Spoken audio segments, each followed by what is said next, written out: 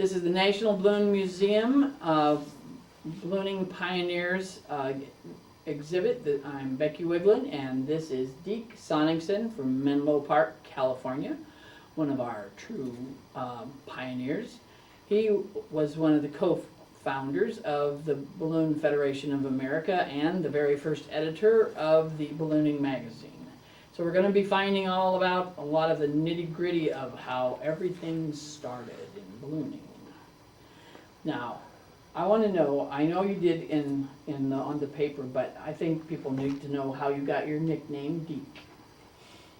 Junior high school, David Starr Jordan Junior High School in Palo Alto, California, at about age 12, 13. It was a foreshortening for Deacon. My nickname at the time was Deacon because I was wont to give sermons of various natures, some religious, some otherwise. And the Deacon got shortened to Deke and just stuck. Coincidentally, my real name, Daryl Karsten Sonnichsen, D.C. If you say Daryl Karsten, Deke. But anyway, that's how it happened. And So are you still giving these yes. sermons? Yeah, I've been a minister since 1971, and I give, in fact, real sermons. Real sermons? Yeah. I didn't know that. Oh, yeah. That wasn't anywhere I read up. What church do you? Universal Life Church. And is it at Menlo Park? No, it's in, the headquarters are in Modesto, California. Ah. Modesto is in Stanislaus County. That's wine country. That's where Gallo wines are located, and that's where the mother church is. Oh, well, good. All right. Now, I noticed you, when I asked you the question that what is ballooning, you answered aerostation. Now, what does aerostation mean to you? I take the dictionary definition of aerostation. It's the art and science of flying a lighter than air craft. Could be a balloon, could be an airship, but lighter than air. And that's sort of the science, art and science of ballooning. Okay. Now, in 1951, you started parachuting, and I was reading up on all the marvelous things that you've done, and what brought you to parachuting? Because it obviously led you to many things. Mm-hmm. The Korean War brought me to parachuting because I was an engineering student at Cal Poly, and it started in 1949 when I graduated from high school. I then, the Korean War started in June of 1950, and in January of 51 I volunteered for the 82nd Airborne and went in and served 3 years. And I like jumping out of airplanes. You can keep the Army, but I liked it enough to buy my own chute while I was still in the military, and made a sport jump in 53, and then when I got out, kind of pushed things along. Well, because it says that one of the things it says in your notes, you mentioned that on your first jump, the main chute was a total malfunction. I would have thought if that was my first, I would have thought twice about this. Oh, I did. I thought several times. that was in September of 51. In those days, there were still a lot of silk parachutes left over from World War I. World War I was all of the emergency chutes were silk, and most of the airborne or paratroop parachutes were silk. They started getting into nylon, but in 51 there were still a bunch of viable silk ones. Well, I must have gotten one that had been sitting around, and because they have a requirement to repack every 6 months if they haven't been used. This thing hadn't been packed in like 2.5 years. So static electricity, and also there was another thing that whoever packed it, the rigger messed up. The T7 parachute had a particular type of backpack that is ripped out by the static line when you come to the end of it. And the bridle loop of the backpack and the bridle loop in the parachute, there's a 25-pound, there's supposed to be a 25-pound brake cord. So when the pack comes out, it pulls the parachute as you're going out the door.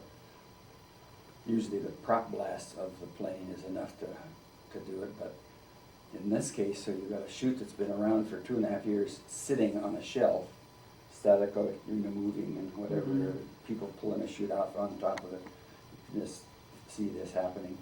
And then the guy forgetting to put that brake cord in, so it popped the back off, and here's the chute with the just sitting in there, all glued together. And so I'm falling, and the first jump, instead of being 1,000 feet, was 1,200 feet. This is Fort Benning, Georgia.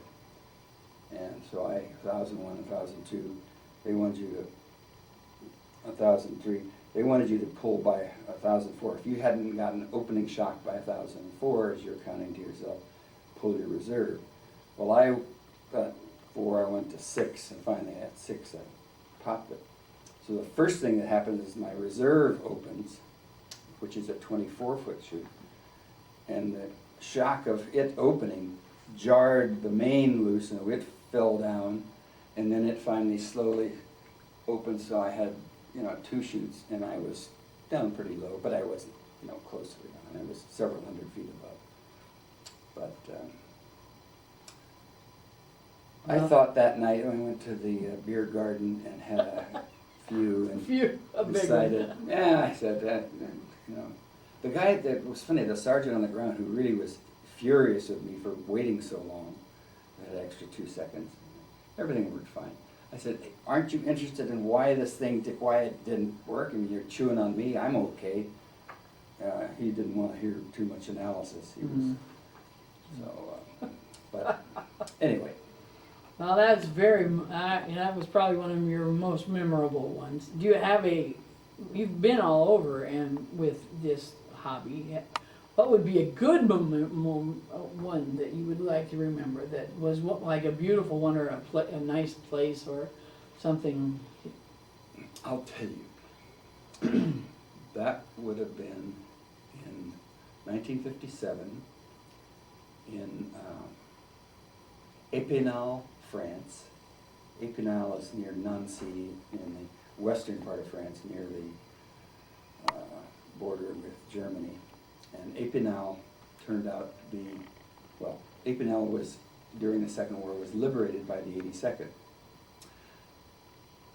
And we were the 3 members of the U.S. parachute team. We had been in Yugoslavia at the first Adriatic Cup competition in Tivat, Montenegro. And there was one French representative, Jean-Claude Dubois, nice young fellow. And so he said, and one of our members, Jacques Estelle, was fluent in French. Dubois spoke a little English. And he invited us, he says, we're having a meeting at Épinal. And so when you come back, because he knew we were driving back into France from Yugoslavia, he said, why don't you guys come? We can make some record attempts, and we'd just love to have you. In fact, I said, sure, we'll do that. So we did, and we tried to make some group. We were jumping out of very small planes like Piper Cubs, and one place, little Luscombe's and things, individual. And so we did okay, but we didn't. We were trying to do team accuracy, that is, 3 of us jumping out of 3 separate planes, trying to be together, and then coming down to a target and being all as close to the target as possible. The last jump of the day, and we knew we hadn't made a record and weren't going to make a record. So I decided to turn my chute around. Instead of going for the target, I went for the crowd, and the crowd had a big crowd seated and standing along the fence, and so I came in and made a stand-up landing in front of them, about 10 or 15 feet in front of this fence, and they applauded and thought that was great. They a convertible came by, picked me up, I still had the chute, and they just back and drove down to the reviewing stand, and so they congratulated me for that, and they said, we have a member here who wants to address you. And here came a French parachutist, one leg missing. Oh, my. He was a member of the French Foreign Legion that parachuted in Dien Bien Phu in Vietnam in '54, and he lost his leg there. And so he came up on crutches. He spoke only French, and he had a little pair of French miniature parachute wings. He pulled them off put them on me, and he said, "I have one thing to ask you." He said, "I want you to go back to your country and convince as many people as you can, do not get involved in Vietnam." That was '57. Wow. Wow, that's quite a thing. Okay. Well, Joe Kittinger has this crazy jump, Yeah. beating the sound barrier. Have you ever had any inkling of you wanted to try that? No, Soundberg, and he also has the altitude record. Yeah. I can't imagine breaking the sound barrier with your body anyway. Oh. Now, did you have to develop or improve some of this jumping equipment, such Yes. as the steerable canopy or the... Yeah, in '63, 62, I was the team leader for the U.S. team in '62, '3, and '4. '62, we had the final development of the 28-foot flat circular into a fellow named Lloyd Bryden, who was part of the Army team, developed a chute called the Hustler. It was called a 7-panel TU. You cut material out, and so you had 2 vertical lines, and then the whole bottom 7 panels wide, and it was very steerable, but only to a degree. And he experimented. There's nothing more you could do to that chute canopy in its present condition. You'd lose more air and you'd come down faster, so had to do something different. So and we had a world champion style parachutist, Jim Arender, and he said to me in '63, "Hey, we've got to get rid of the reserve parachute on the front, because for style you've got to get more aerodynamic, and we got to, let's put it on the back. Let's put everything on the back." I said, "Okay, that sounds good." So we worked with a company called Security Parachute Company in San Leandro and Pioneer Parachute Company in Manchester, Connecticut, because a fellow named Lemoyne, a Frenchman, had developed this canopy basically to be towed behind boats or cars or trucks to, the stuff you see where they do it in all over Mexico a lot. And the Lemoyne canopy was designed to be just laid on the ground and then pulled and inflated. So we ought to figure a way to deploy that thing, and because that canopy looks like you can really steer it. So the Army got some copies. At security, we said, "Hey, we got to have a harness and assembly. We got to take the reserve off, put it up across the shoulder, and have the main below that." And so we did, and a lot of people, because this was a major change on parachuting equipment that had been in service in sport and in the Army since '39. Now it's everything on the back. I said, "Hey, I'll make the first live test jump on it." So Livermore, California, '63 did it, and worked fine. Yeah, and so we did that, and in '64 at the World Championships in Leutkirch, Germany, we cleaned house with that, and that revolutionary. That is even ancient today. I mean, there's a lot more sophisticated canopies today, but anyway, that's happening. So you started them rolling, huh? I helped it along. Well, in your interview, you mentioned you had your first hop in a hydrogen balloon. Were you riding or flying? Well, I wasn't flying it. No, that was at Leutkirch. That was my first experience in a balloon. Yeah. It was a very short hop on a very large field. Oh. Have you ever flown one? Oh yeah. Do you have, and 65, Francis Shields and I were the U.S. team against Fred Dolder of Switzerland and Don Picard, and these were two hydrogen-filled American balloons. One was the one that you used in Around the World in 80 Days. That balloon belonged and still belongs to the Balloon Club of America in Pennsylvania. And the one that Mike Todd painted up, and that's the one Shields is and I that flew. La Coquette? La That one? Coquette, that's it. And we flew from Palm Springs down toward Indio.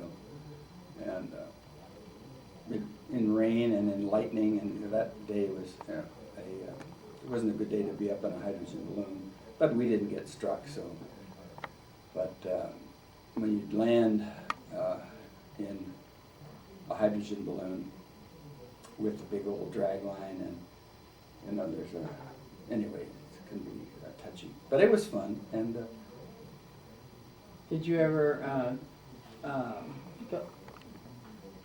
were you ever any other races with a hydrogen or balloon other than no, that there one?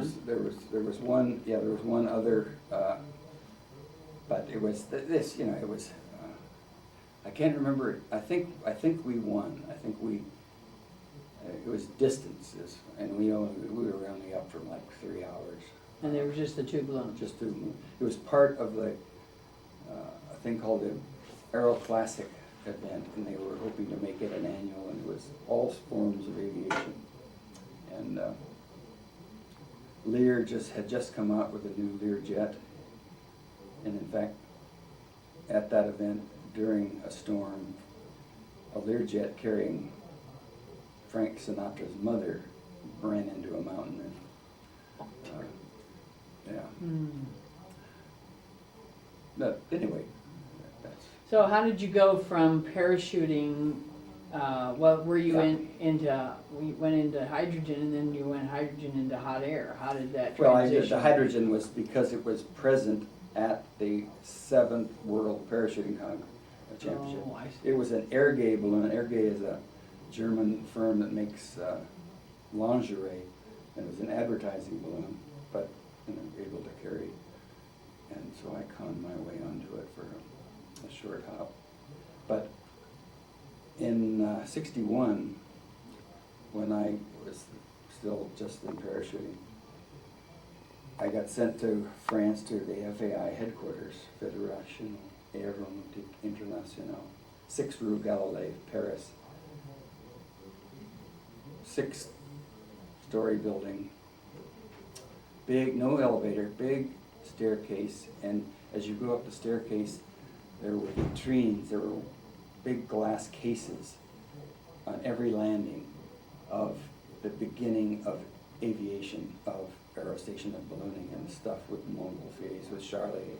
As I was going up to that every day, that looks great, and so I studied that kind of carefully. I got to do that, and so I started in, got serious in 64. And Now this was in the time before you actually had to have a license, right? no, you were supposed to have a license. Almost nobody got student certificates or licenses, and the only hot air, they're really certificates, they're not licensed. Everybody calls them a license, but they are indeed certificates from the FAA, even when it was CAA. And the only hot air balloons were the Smokies, the ones that were stoked up with a fire, and like Eddie Allen did Yeah. here in 72 and in 74, I think. Anyway, so you just went in, if you were one of those, you went in and applied, and you got a commercial pilot hot air balloon. That's what they said prior to 65. 65, they changed it to lighter than air balloon, from commercial pilot, lighter than air balloon, lighter than air hot air. So, but even then, there was no written test, there was no practical test. You weren't required to, if you got one, the FAA person wasn't going to fly with you. He wasn't even going to watch you. He just issued you, handed it to you. You had to be careful. Wasn't until '74 that they really had a written and some practical test standards. Did you go back and redo it, or since you'd No, already no, no, were no, you were all no, such a no. pro that you just went on? You never have to redo it. Redo it. Oh, okay. Now, I noticed that all of your balloons are Libra and Libra 1, 2, and 3. Is it? That what's was the just a reason? phase. I mean, I had, the first one was Libra, then there was Libra 2, there was Libra 3, there was never a Libra 4. And No. then Allerbag, which is Gabriella spelled backwards, and then we did a lot of balloons with reverse spelling. Derignaro Wally, that's red, yellow, and orange spelled backwards. There's Wabniar, that's rainbow spelled backwards. Mm. Yeah, and so, and Gabriella still is extant. That's cool. How did you come across that kind of a? Because the color, a guy in Texas, Kent Baltzell, built a balloon, and he built it to the same color specifications, it's a Cameron, to a Norwegian group that had this one. He loved that red, white, and blue pattern, and he wrote them and said and Cameron, because Cameron wouldn't build it without their permission, and they said, sure. And one of the crew ladies in the Norwegian team was named Gabriella. I found this out from the Norwegians, and so Baltzell flew the balloon from Cat Cay, Bahamas, tried to get to land, didn't quite make it, and gave up, and decided he'd sell the balloon, and he had enough of that wet water stuff, and went to a guy in St. Louis who wanted to do something with a helicopter, and then so I bought it from him and renamed it Allerbag in honor of Gabriella. That's nice. That's a neat story. Good. Now, in 1965, you and Don Picard co-founded the Sport Balloon Society of the USA. Correct. And would you please explain a little how you two got together and decided to come up with that, and how the name arrived, and just kind of tell the story of how it went from there and became the BFA. Yeah. Picard, I met Picard in '58 when he was strictly doing gas balloon things, and I was doing parachute things. We met at some NAA meetings, and then I didn't see much of him, maybe 58, 59, maybe even 60. And then there wasn't, then he went to work for Raven. Picard went to work for Raven in '62, I think. Maybe it was '62, yeah, it had to be, because the first Raven balloon they sold, Picard sold it. He was in charge of the sport balloon program. And was sold to Dr. McGrath, instructor at USC, University of Southern California. And this was a Volcoon, this little tiny 40,000 cubic foot, 2 Benson tanks made in Kansas City, aluminum, side by side, aluminum, 1 person. And it had a squib in the top. That's the electrical thing, and he blew the top out every time. She had to repair the balloon after every flight. Terrible system. It was because they developed it for the military, kind of. Anyway, so that's how I met Picard, and Picard sold that balloon, and then he came by, and he was kind of getting. And then I started making Raven, made some other balloons, larger. Picard wanted to make some changes, but, Yost was still, I don't know, he wasn't maybe the president, but he was the heaviest duty guy in Raven. But Yost was getting ready to bail and start his own company. So Picard bailed in '64, mid-'64. He came by my house. He had a little AX2 demonstrator. We flew it in the backyard, loved it. And he came back, then toward the end of the year, we, on the dining room table, designed what Libra should look like and be. And you've got Libra's burner here. And so in those days, like the first hot air balloon event in the U.S. was the St. Paul Winter Carnival balloon race from White Bear Lake in '63. There was also the Catalina Channel race in '63. Then the first nationals first nationals for the U.S. were in Kalamazoo, Michigan. All of those events, there was no balloon organization other than the NAA and the Balloon Club of America. The Balloon Club of America was a gas balloon organization in Pennsylvania. There were two other gas balloon organizations in Akron, one the BFA, the Balloon Flyers of Akron, and National Lighter Than Air. They were upset that the BCA always had the nod with the NAA and selecting a person or a team to go to Europe once a year. So they said, we gotta have something else. And so that's when the first BFA, the Balloon Federation of America, was created as a paper organization, had no dues, no members, no rules, conducted no events ever. Peter Pellegrino, the late wonderful Peter, was the president of it, but it had no, it was paper. It was a paper entity.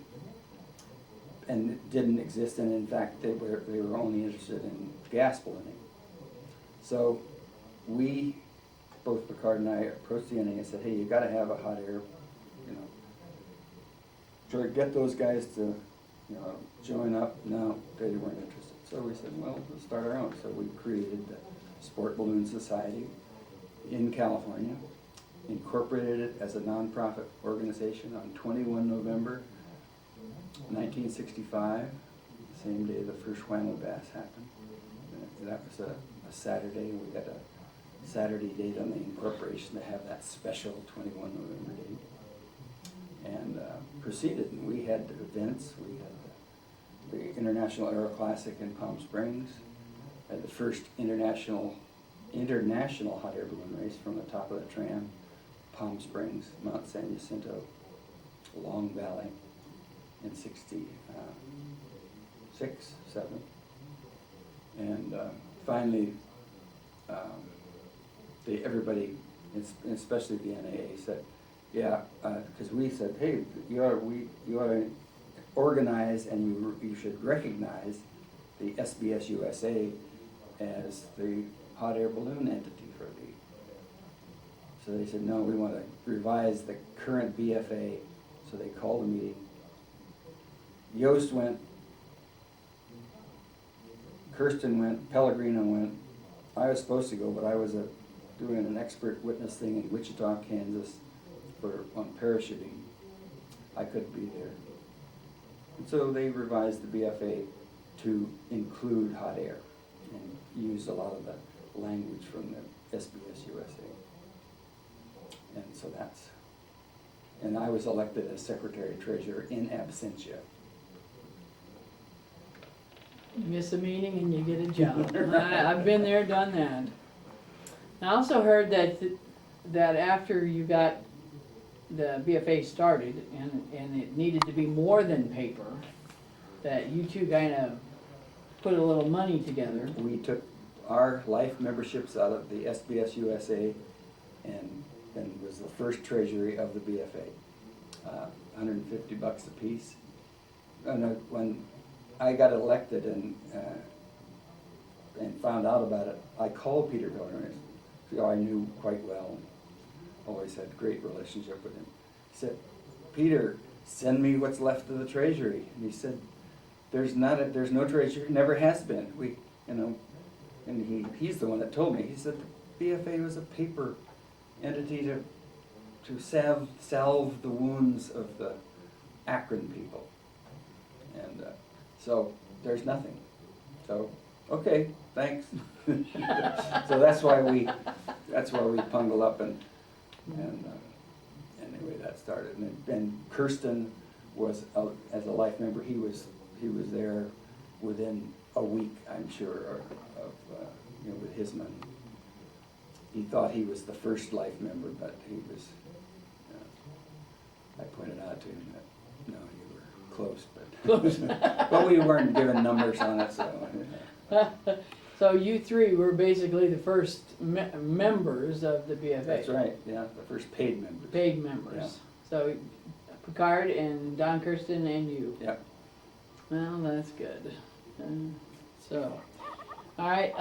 Then I also heard a good story about the first BFA membership meeting that was in a garage in Carmel, Indiana. Carmel, Indiana. Yes. Who was there and what was decided at that little meeting?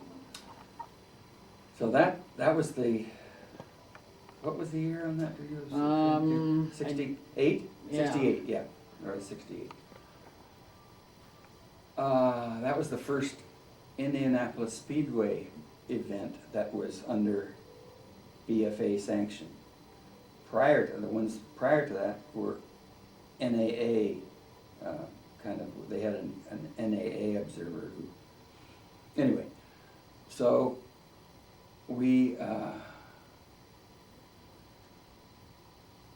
this was the very first membership meeting of the BFA, and since there were going to be, in those days, I don't think the BFA membership was under 100. I mean, total worldwide. So we shipped our balloons in those days as personal luggage, and they usually were on the same plane as you down in the belly. And so my balloon came out with, and this was Libra 2. It had an orange airmail bag from the U.S. Postal System, and that's right. Mine had the and the guys, Steve Langyar and Norton Grimm from California. Their balloon had a box of pineapples in the basket on top of the burner and stuff, and so I took immediately because we picked the balloon up at the airport and went to the airmail facility and said, hey, here's some balloon mail that just come in, and gave them to them. Although these guys kept the pineapples. I don't know where they were going, but they kept, then there was 2 or 3 or 4 of them anyway. So there was another funny thing, because you had to fly you had to have a recording barograph in those days for these special events. Mm-hmm. And they didn't have one, so they built a barograph out of a cigar box, and a mechanism worked, and and had a trace, and it worked. It worked. It honestly worked. Oh my! And in fact, they built a barograph. See that alone would have been a find right there. And they received. We had a positive pineapple award at that meeting. They got one, and a few other people got them. I can't remember what, but they got it for doing their barograph. Yeah. And the people that were part of a safety crew from Indianapolis that lived in Carmel said, you can use our garage, and there probably weren't more than 30 people in it, if that many, maybe. And so we dealt with business and passed out the pineapples and went on. So who were some of those first members that were at the Speedway and at the balloon rally that were there? Dodds Madoc, he was a professor of philosophy at Champaign-Urbana, and then he went to Valparaiso University in Indiana, south of Gary. Let's see, I mentioned Langyar and Grimm. Bob Trauger was there. Yep, he was there that year because he was the first time he came the previous year just to observe, and then he bought a Picard balloon, and Trauger was also a dear friend of Dodds Madoc. In fact, that was Trauger on that event. That was May of '68. Trauger was killed like in September of '68 in a balloon accident. Oh, really?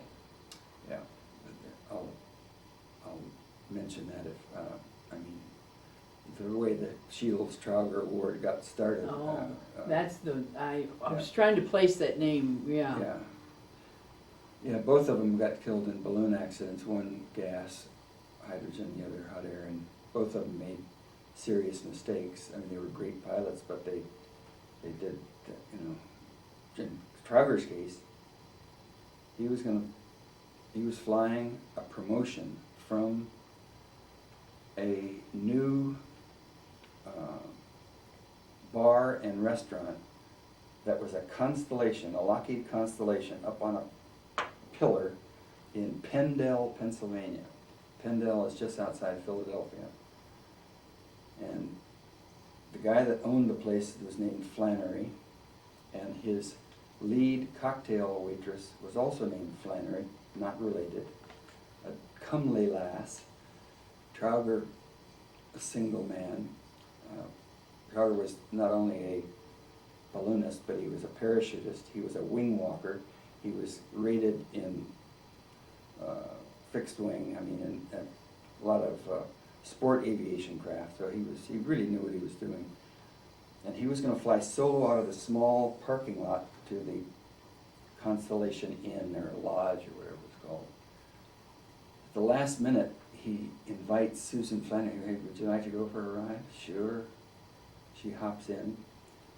He has no train crew. It's a work day.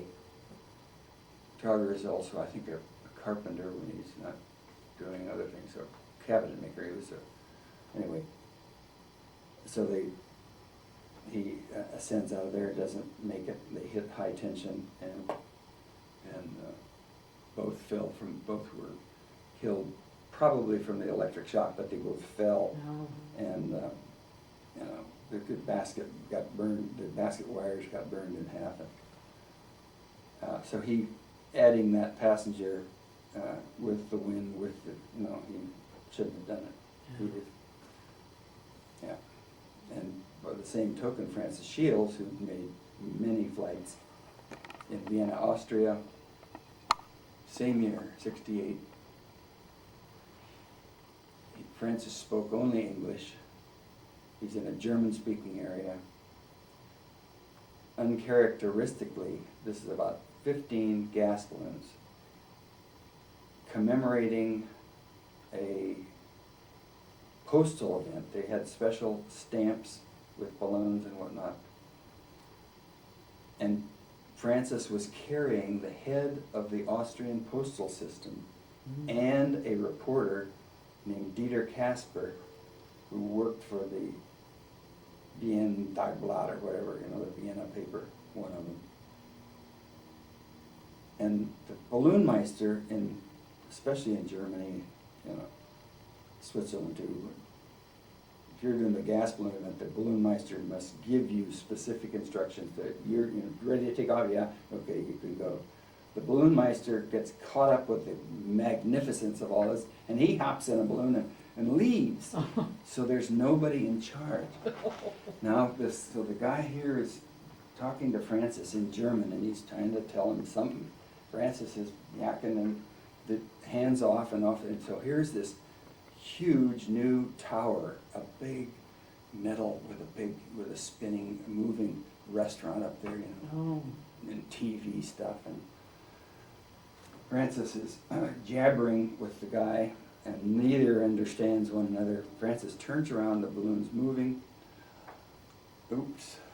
Right there. He sees he's going to kiss the tower, but Francis overreacts uncharacteristically, and he starts dumping sand, and he asks Dieter Kasper and the other guy to grab sandbags. You're talking, 35 pounds a bag, and you can see this. I've seen this was done black and white in newsreel, and so all of a sudden now he's several hundred pounds light, and the balloon is starting to do this, and the balloon hits the tower. If he hadn't done that and kissed off, he'd have been okay, I think. Yes, but he didn't, and so he's got this vertical moment, and it not only it rips the sisal net and rips it to the point where the whole envelope escapes and it falls to the ground and kills all three of them. So you always look at where you're going all the time in a balloon, you know, ahead, and don't argue with somebody in the back. And you don't, you know, you gotta really, that, if he thought he was good dump enough to get up and it's high and miss it off, I mean, he would have gone to 5,000 feet at least with that much sand dumped. But they didn't, and Wow. so. And so, that was in '68, and then when did the Shields Trogger Award from the BFA, when was that developed? Dodds Madoc was the one that recommended it, and it was in the early 70s. I mean, it was early 70s, that's all I can remember. And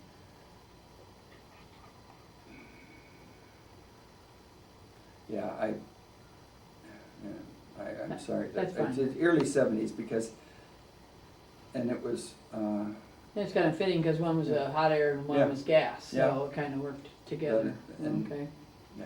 All right, well, go back to the garage, and who Oh, yeah. else do we have in there? Well, who was, right in the beginning, all right, you got the job, Peter who was the president and the vice president and those, Okay. right? From the very beginning. From the very beginning of the BFA. Right. In '67, Right. from the meeting, because the Yeah. meeting at the NAA headquarters, they appointed everybody. Mhm. Okay, Peter Pellegrino was the president. Tony, the gas balloon, or was Kirsten the vice president? Kirsten might have been the vice president. Tony But- Fairchild? No, yeah, Tony Fairbanks. Fairbanks. yeah. Tony Fairbanks. Tony Fairbanks was a board member. The board was 5 people. Yost, Pellegrino, Kirsten, Picard. No, Picard wasn't, but Susie, that later became Mrs. Yost, she was Susie Robinson, and what was her Mhm. name? Let's see, oh no, yeah, Kirsten was there. Yeah, and myself. But Fairbanks was a gas balloon guy, and that's right, he was on a committee, he wasn't a board member. Oh. But Susie was the 5 people were 4 males and a woman. But Peter Krieg, the late Peter Krieg of Indianapolis, who also did smoke balloon stuff, and when he started hot air, and then he was at the meeting in Carmel. That's about all I can remember. Well, you're doing great. You're doing great. All right, now, you have a thing about backwards things. Yeah. Out of all the places, how on earth did you come up with Whammo Bass? Well, 65, before the event, I live, the address is Menlo Park. I actually live in Menlo Oaks. Menlo Oaks is a small enclave in the county surrounded by the cities of Menlo Park and the town of Atherton. So, and Whiskey Hill is today called Woodside, but in the old days it was Whiskey Hill. In fact, Whiskey Hill Road is still there. So I was just thinking about things, and so we have a local organization to celebrate the anniversary of the Montgolfier flight. And so Whiskey Hill, Atherton, Menlo Oaks, Whammo, okay, and then ballooning, and sporting society, so that was it. And the formation of it was mentioned prior to its first event. And the first event was announced over the PA system in the Stanford Stadium at the Cal-Stanford game, and the day before, on the 20th of November. And then the event actually happened at the Schroll Dorsey Estate in Woodside or Whiskey Hill, and 1 balloon. And So the first Whammo bass started with one balloon. One balloon. Oh, was that you? That was me. And then, and that was in 1965? Yep. Okay. 66 we had 2 balloons. 67 we had 3. 64 we had 7, I think. You know, in those early days, 65, you know, when I got my first balloon, it was serial number 3 that Picard had done, and there was 8 functioning hot air balloons on the planet. And so you knew everybody, I mean, Yeah. or about them, because they were, a lot of them in California, but there was a guy named Gates in Cleveland, I think, and but in those early days, anyway. Yeah, it was kind of a small, Very tiny community of Yeah. families. All right. Now, I've been reading, you know, I've been reading up on black powder anvil firing because that was a whole new story for me, and we've got a few pictures and everything. So they said it was like from the Revolutionary War, or the Civil War. No, it's from Way before that. Oh, way before this, so pre-Revolutionary War. So anyway, I would like you to explain how it came about and how you decided to keep this up. And you're like the international president of the anvil firings, and we figured there's got to be a club for everything. So that pretty much does. Mm-hmm. But I'm real interested in this little item. Would you go on Sure. with that? We did quite a bit of research into, you know, where did it all start. I knew had a heavy, I mean, in the West, okay, it started in the East and Eastern, but where did it come from? So I, on the ground, did a lot of research in England, Switzerland, Germany, France, Belgium, Holland, and came up with the earliest documentation of anvil firing. And I learned this at Oxford, England, from a historian in Christchurch College. And he referred me to a book where there was a passage that talked about the first anvil firing that they knew about, that is English speakers, was in during the Spanish Inquisition. We're talking like 1580s, when the Spanish were trying to invade England and did make some incursions. The smithy in small villages, when the word came that the Spanish were coming, he would fire the anvil to let the villagers know that they should either get out of town or hide their stuff or whatever. So it was a communication thing, and anyway, I thought it was Switzerland or Germany, because black powder, like going back, like the first black powder weapon. What was it? It was a mortar. It was, like Berthold Schwarz in the 1300s cast a mortar, not a cannon, and fired a rounded stone ball, and using black powder. Black powder, if you want to go back to where did black powder come from? Most people say China. Well, my research shows it was India, not China. The Chinese learned it from the Indians, but nevertheless. So Schwartz developed this mortar. Okay, the mortar, then they refine it, the mortar turns into a cannon. That's the next weapon. A cannon that's big, that's got a smaller, the next thing is an arquebus or a harquebus. There's two different, arquebus and a harquebus were slightly different models of, or different types of this black powder weapon.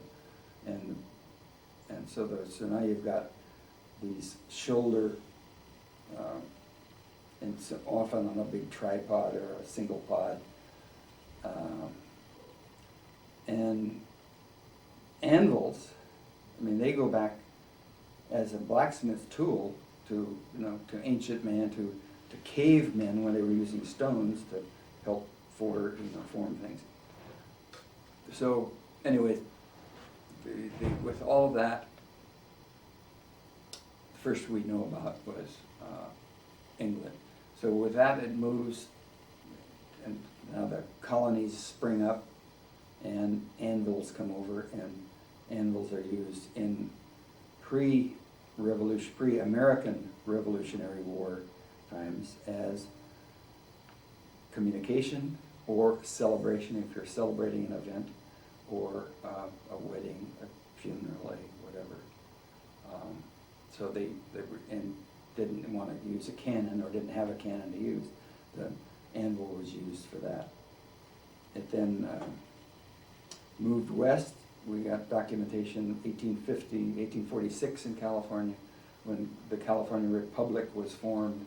The Bear flag in Sonoma, the anvil was fired on the 4th of July, 1846, on the plaza.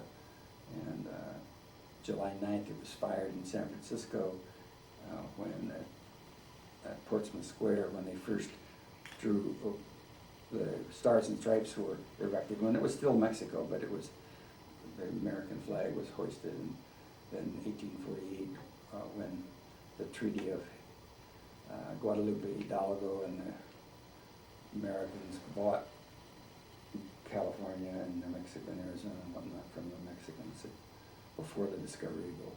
But anyway, lots of anvil stuff in there. Okay, so that's a thumbnail. So, Huamo Bass. We used to, when it started, we moved it it was a different place every year. First Whiskey Hill, then Atherton, then Menlo Oaks, then we went to Tracy, then we went to Volcano, we went to all over in Northern California. Got to be a chore to move it every year, so we looked for a place to do it permanently. Coaling Station A, Coalinga in western Fresno County. And on West Hills College, beautiful campus, big, lot of, and you put up 100 balloons if you wanted to, easily, in the early days. Well, people getting out there, we got no PA system. How do we gather the people together? Well, how about an anvil firing? So that's how it started. So we, 6:30, the anvil goes off.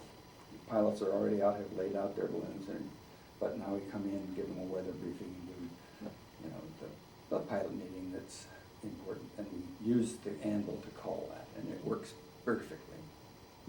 So you do it at the beginning of every flight? Every flight day. We seldom fly in the afternoon there. Oh.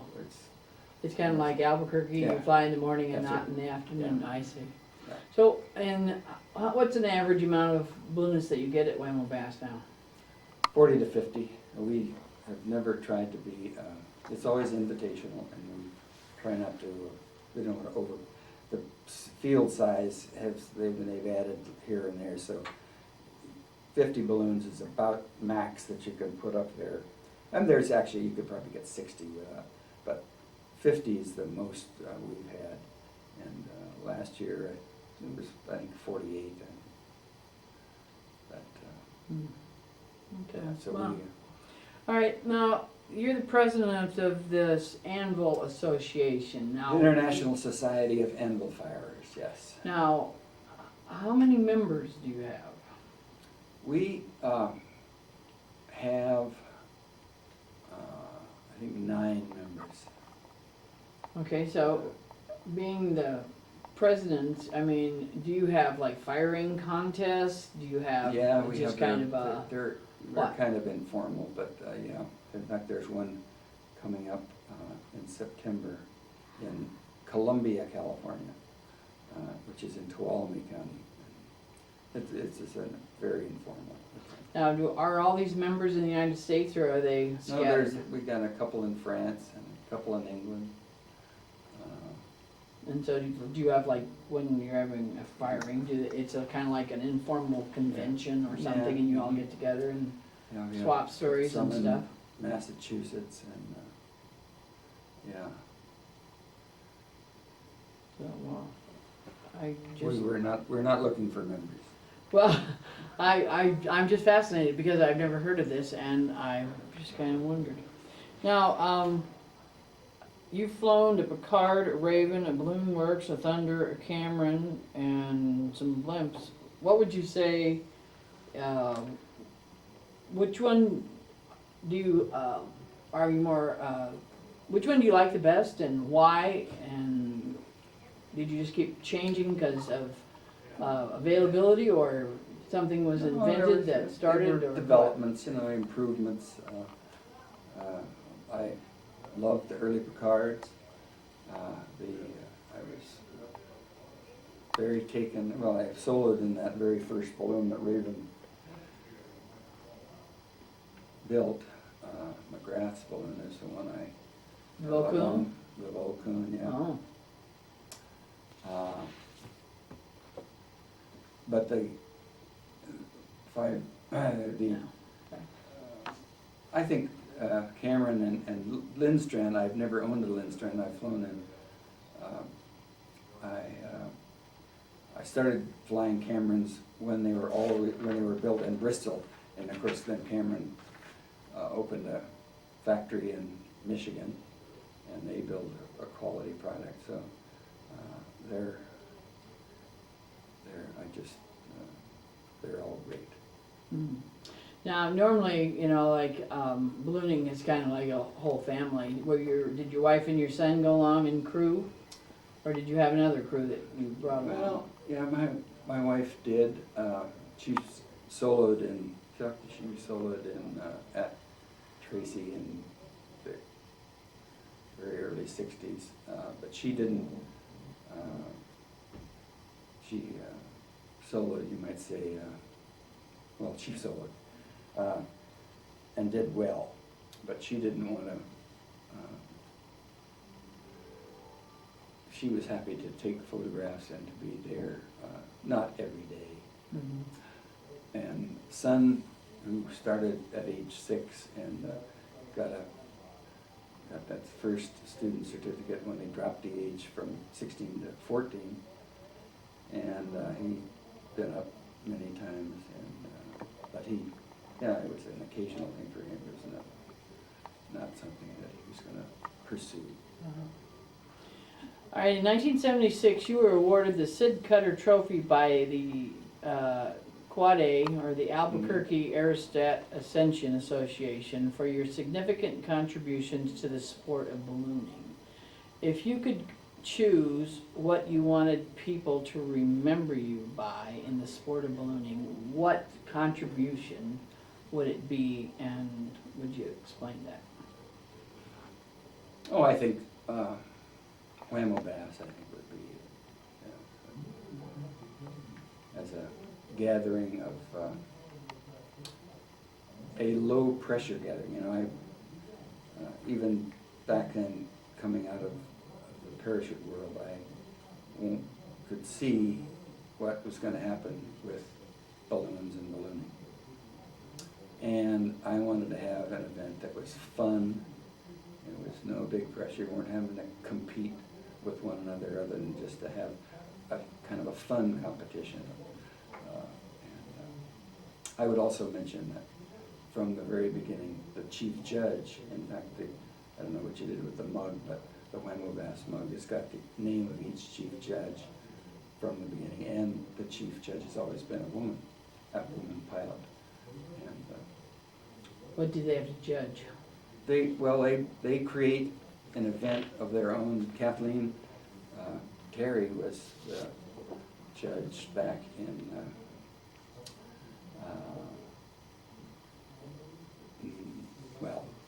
25 years ago, 20 years ago maybe. And the chief judge decides a competition. It's usually something in writing or performance. So at the event, they pick the winner. Actually, sometimes the crowd picks the winner. All right. Are you still flying balloons? Yes. Parachuting? Yes. I have not made my last jump. Yeah. Do you have any future plans in ballooning, or anything in general? Just staying alive and having fun. Thank you. Thank you. And we'll wind it up. And thank you very much Yeah, for you're coming welcome. here. It Oh, was a great great. to meet you. Thank you, dear Becky. Anyway, and are we off?